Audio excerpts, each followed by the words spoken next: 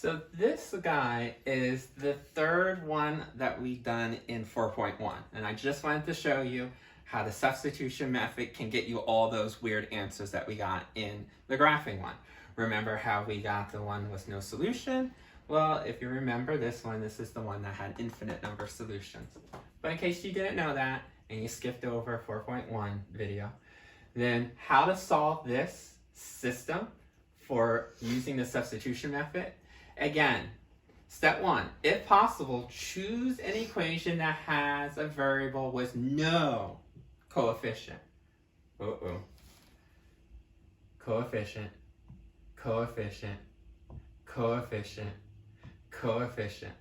There's not one variable that does not have a coefficient. So we told you that can happen.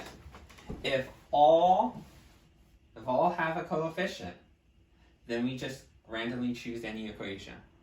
So I guess I'll just do 1, 2. So let's choose the first equation. 2y minus 3x equals negative 6.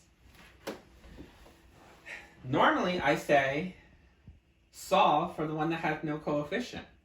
But because both of them, the y and the x, have coefficient, then I'm just going to have to choose any variable. So let's choose maybe y. So I want to get y by itself. So remember, we have a left-hand side and a right-hand side. We're going to move the x term first. Always move the x term. So we move any term that's added or subtracted first after we underline. So the additive inverse, since it's going across the other side of the equal sign, we do opposite sign. So that means I'll do plus 3x here, plus 3x here. Whatever you do to the left, we do to the right. They cancel out. We're left with 2y here. And then remember, you have a constant, and then you have a coefficient with a variable, no like terms. I usually try to put the constant term last, but you don't have to. Not for this guy. But since I'm in the habit, notice I put the constant term last. But we still don't have y by itself. Notice we have a coefficient, okay? That's why I always said, pick one that doesn't have a coefficient so we don't have to do the divorcing step. But here, since it has a coefficient, we have to do that divorcing. Now, how do you divorce? You divide this side by 2. Now, notice that there's 2 terms on this side. You have to divide each and every term by that coefficient. So it's not like you can just choose one. You have to do each and every term. So 2 and 2 cancel out. Perfect. 3 divided by 2. You're going to get a decimal or a fraction. This is why I don't like this method. Is because occasionally you're going to be left with a decimal or a fraction. Either leave it as 3 over 2 or 1.5. Now if it was 2/3, when you put it in your calculator, 2 divided by 3 is 0.66666666. You're going to have to leave it as a fraction. So I typically use fractions because you're not always allowed to use a decimal point. And then over here, this is not too bad. Negative 6 divided by 2 is minus 3. Okay, so we got y by itself. We got a fraction, but we got y by itself. So then I'm going to take the second equation. So we know this is our second equation. And we solve for y here, so that means that every time I see y, plug in. So it's going to be 4, instead of y, empty parentheses, minus 6x equals negative 12. Now plug in what y was. 3 halves x.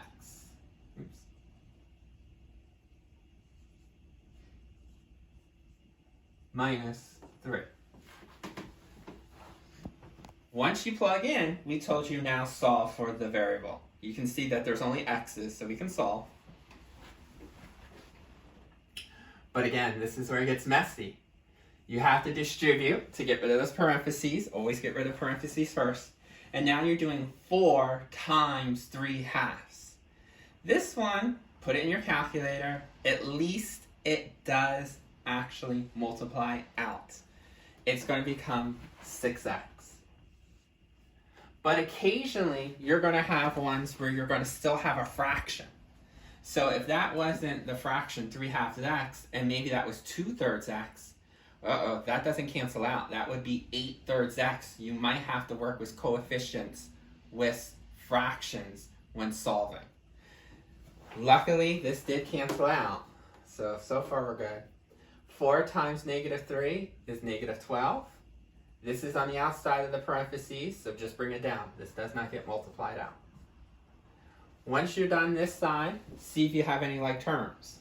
Notice we do. We have variable, constant, variable. So the two variable terms, notice since it's the same side of the equal sign, I circle. I'm not moving. So if I have a positive 6x and a negative 6x, different signs, remember? And then you will have to subtract 6 from 6 is 0. Don't put x. When you have 0, 0 times x is 0. No more x's. If you put an x, it looks like you have 1 left over. We don't. We have 0. So not even x's. The only thing that we have left over is this constant, since there was nothing that was like on this side with constants. And on this side, there's nothing to do. So notice, this is another special guy. The variables did not solve, they disappeared. When they disappear, now look at the leftovers to see if you got a false statement or a true statement.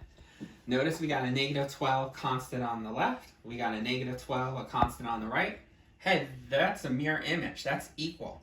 Anytime that you have a true statement or an identity, then we can say our answer is, write it out, infinite number